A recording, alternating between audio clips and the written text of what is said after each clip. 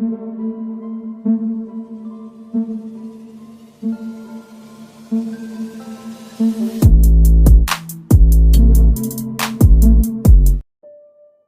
दोस्तों, scary story official में आप सबका स्वागत है। आज की कहानी की तरफ बढ़ने से पहले चैनल को सब्सक्राइब कर दीजिए और कहानी अच्छी लगती है तो प्लीज़ लाइक एंड कमेंट करना मत भूलिएगा। तो देर नहीं करेंगे, आज हम कहानी की तरफ बढ़ेंगे। लेकिन उससे पहले हम एक बात कहना चाहते हैं कि आप लोग सपोर्ट नहीं कर रहे हो, प्लीज़ सपोर्ट करिए। चैनल को सपोर्ट की बहुत ज़रूरत है, आप सबका प्यार चाहिए। तो कहानी सुनिए और शेयर भी करिए। तो कहानी बढ़ती है अर्जुन की तरफ। अर्जुन अपने मम्मी पापा का इकलौता लड़का है और मम्मी पापा के साथ ही रहता है शहर में। लेकिन एक बहुत बड़ी प्रॉब्लम है, उनके मम्मी पापा अक्सर अर्जुन से दुखी रहते हैं क्योंकि अर्जुन का मन पढ़ाई में बिल्कुल नहीं लगता है। अभी उसने 12th क्लास क्रॉस किया है और बहुत कम परसेंटेज आए थे। इसी वजह से पापा बहुत गुस्सा हैं और ना तो बाइक देते हैं, ना तो कहीं बाहर घूमने जाने देते हैं, नाराज़ रहते हैं। तो ये चीज़ें अर्जुन को बहुत इफ़ेक्ट करती है। अर्जुन भी अब मतलब उसका मन था कि जैसे बाहर घूमने जाएं, दोस्तों के साथ जाएं, ये सारी चीज़ें, लेकिन पापा के डर की वजह से इतना नहीं हो पा रहा था। मम्मी उसे फुल सपोर्ट करती हैं, लेकिन फिर भी मम्मी भी समझाती हैं उसको कि बेटा पढ़ाई करो, क्योंकि जॉब लगना आज के समय में बहुत मुश्किल है। इन्हीं सब बातों को ले करके आज पापा ने अर्जुन को बहुत डांटा था। अर्जुन गुस्सा था और खाना खाने का समय हो रहा था, 9 बज चुका था। लेकिन जब पापा ने इतना ज़्यादा सुनाया तो वो गुस्से में अपने पापा से बोलता है कि मैं घर छोड़कर जा रहा हूँ। तो पापा कुछ बोले नहीं और अर्जुन घर छोड़कर जाने लगता है। मम्मी उसे बहुत रोकती है लेकिन वो नहीं रुकता है। तो मम्मी मतलब उनके पापा भी बोल देते हैं कि ऐसा है, ठीक है, तुम्हारी ज़रूरत नहीं है हमको, तुम घर छोड़कर चले जाओ। अब उसको और ज़्यादा गुस्सा आ जाता है, वो दरवाज़ा खोलता है, निकलने लगता है। तभी उनकी मम्मी दौड़कर किचन में जाती हैं, खाना पैक कर देती हैं क्योंकि उसे पता था कि अर्जुन ने खाना नहीं खाया है। तो वो खिड़की से खाना अर्जुन को बुला करके दे देती है और कहती बेटा खाना खा लेना, फेंकना नहीं। तो वो टिफ़िन ले तो लेता है क्योंकि मम्मी को बहुत ज़्यादा प्यार करता था।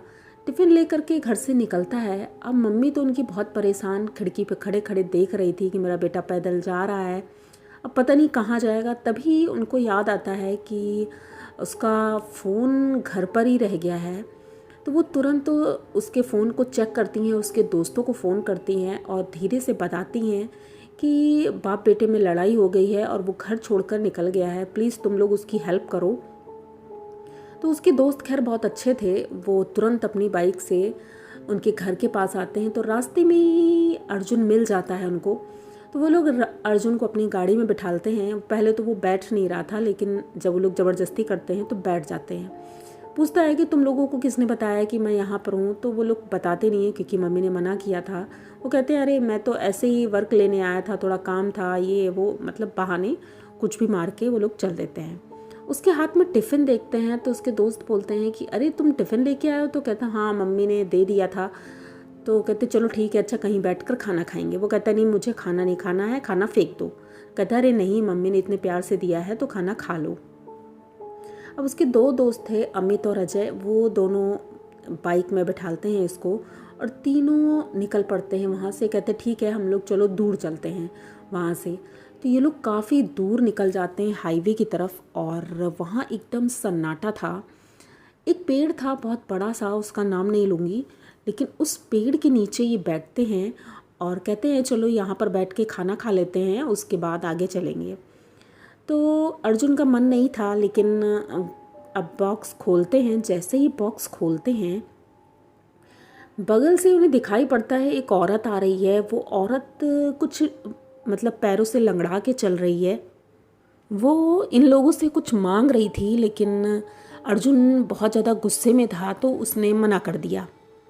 उसके बाद वो औरत वहाँ से चुपचाप उस पेड़ के पीछे चली जाती है, वहाँ बैठ जाती है।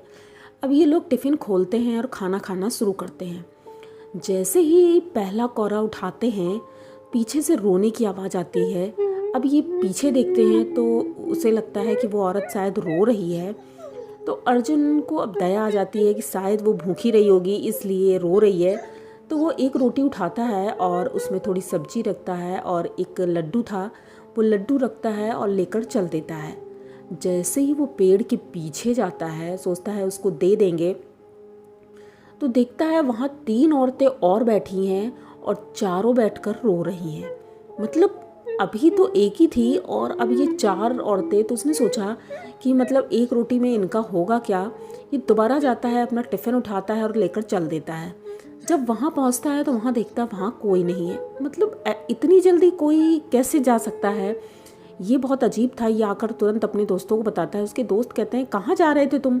तो कहते हैं अरे वो औरत पीछे रो रही थी ना, शायद उसे भूख लगी थी और गरीब है। तो कहते हैं मुझे तो कोई औरत नहीं दिखी। तो कहते हैं अच्छा। अब ये वहीं बैठकर फिर खाना खाने लगते हैं, लड्डू भी खाते हैं। और जैसे ही लड्डू खाते हैं तो सामने इन्हें एक मतलब कुत्ता बैठा हुआ दिखाई देता है। वो कुत्ता बड़े गौर से देख रहा था इनको, तो इन लोगों ने सोचा कि उसे भी कुछ दे देते हैं। तो एक रोटी वो कुत्ते को देते हैं, लेकिन कुत्ता वो रोटी नहीं खाता है। वो उठकर तुरंत चल देता है। तभी पेड़ के पीछे से फिर से रोने की आवाज़ आती है। अब अर्जुन को कुछ समझ में नहीं आ रहा था। ये उठता है, पेड़ के चारों चक्कर काटता है, लेकिन पीछे उसे कोई नहीं दिखता है। और वो जब चलने लगता है तो उसे ऐसा लगता है उसके कंधे पे कुछ भारीपन है। उसके दोस्त उसे बाइक में बैठालते हैं और रास्ते में ही वो बेहोश हो जाता है, कुछ समझ नहीं पा रहा था। तो उसके दोस्त अपने घर ले जाते हैं, वो अपने घर ले जाते हैं और वहाँ पर तीनों सोने लगते हैं। मतलब एक ही रूम में आज सो रहे थे, क्योंकि वो दोनों हॉस्टल में रहते थे और ये इसका तो खुद का घर था। लेकिन हॉस्टल में तीनों लोग पहुँच जाते हैं और एक ही बेड पर सो रहे थे तीनों। तभी अचानक से आधी रात में अर्जुन उठकर बैठता है एकदम से चीख के। तो ये दोनों भी उठ जाते हैं, पूछते हैं क्या बात है। कहते हैं इस कमरे में कितना ज़्यादा शोर है, आखिर हो क्या रहा है। तो कहते हैं कहाँ शोर है। कहते ये औरतें इतना ज़्यादा चिल्ला क्यों रही हैं और रो रही हैं। तो वो कहता नहीं मुझे तो नहीं सुनाई पड़ा। कहते नहीं देखो कितना ज़्यादा डिस्टर्बेंस हो रहा है और मेरा सर फट रहा है बहुत ज़्यादा। तो वो लोग उसे पेन किलर देते हैं। कहते हैं हो सकता है तुम्हारी तबीयत कुछ ठीक नहीं लग रही है। पेन किलर देते हैं, लेकिन उससे कोई आराम नहीं मिलता है। अब तीनों फिर से सोने लगते हैं। थोड़ी देर बाद वो लोग जब उठते हैं तो देखते हैं अर्जुन दीवार को खरोच रहा था और अपने बाल नोच रहा है, हाथों को नोच रहा है, मतलब पूरे शरीर को नोच रहा है, अपना ही नुकसान कर रहा था। उसके दोस्त ये देख करके परेशान हो जाते हैं और सोचते हैं आखिर ये क्या हो गया इसको। वो लोग बहुत शांत कराने की कोशिश करते हैं, लेकिन वो सुनता ही नहीं है। वो अपना नुकसान कर रहा था, यहाँ तक कि अपने दोस्तों की तरफ भी बहुत अजीब सी आवाज़ में चिल्लाता है। बहुत भारी आवाज़ थी, जैसे लग रहा था 2 लोग बोल रहे हैं। उनके दोस्त समझ नहीं पाते हैं और उसे चारपाई में बांध देते हैं, क्योंकि अगर नहीं बांधते तो वो अपना शरीर नोच रहा था, बहुत नुकसान पहुंचाता। इन्होंने तुरंत आंटी जी को फ़ोन किया और आंटी जी से बताया कि ऐसी ऐसी बात है। तो आंटी घबरा गई और उन्होंने कहा कि ठीक है मैं अभी आती हूँ। वो जब आती हैं और अपने लड़के का हाल देखती हैं, उसकी आँखों के नीचे गड्ढे हो गए थे एक ही दिन में। आंखें सफ़ेद हो गई थी जैसे ऊपर टंग गई हों। चेहरा एकदम सूख सा गया था। इन्हें कुछ समझ नहीं आता ये क्या हो गया है। तो ये तुरंत अपने गांव फ़ोन करती हैं। तो वो बताते हैं कि ठीक है पास के कोई हनुमान मंदिर में लेके जाओ उसे, और वहाँ पर कोई पंडित जी से सलाह लेना, वही बताएंगे कि क्या करना है। तो जब ये मंदिर जाती हैं, पंडित जी से पूछती हैं, तो पंडित जी उसे देखते ही बता देते हैं इसके ऊपर 4 चुड़ैलों का साया है और ये लोग कहीं शायद जंगल में खाना खा रहे थे और उन्हें ये चीज़ पसंद नहीं आई थी, तभी वो लोग पीछे लग गई हैं इसके। तो अब पंडित जी से ये बोलती हैं कि मेरे बेटे को बचा लो, क्योंकि मेरा एक ही बेटा है। तो पंडित जी कहते हैं ठीक है। वो पूजा करते हैं और उसके कलावा बांधते हैं और बोलते हैं कि जब तक मतलब ये बिल्कुल ठीक नहीं हो जाता है, लगभग 6 महीने तक ये धागा अपने हाथ से ना उतारे, तब तक ये मतलब नॉर्मल थोड़ा सा नहीं रहेगा, क्योंकि एक साथ 4 आत्माएं थी, उन्हें निकालना बहुत मुश्किल है। तो 6 महीने तक उसको बीच बीच में ऐसी प्रॉब्लम्स होती थी। लोग कहने लगे थे ये पागल हो गया है, लेकिन वो पागल नहीं था। लेकिन जब 6 महीने बाद वो ठीक हुआ तब उसे सारी बात अच्छे से पता चली। उससे पहले का उसे कुछ याद ही नहीं था कि उसके साथ क्या हुआ था। उसकी माँ बहुत परेशान थी।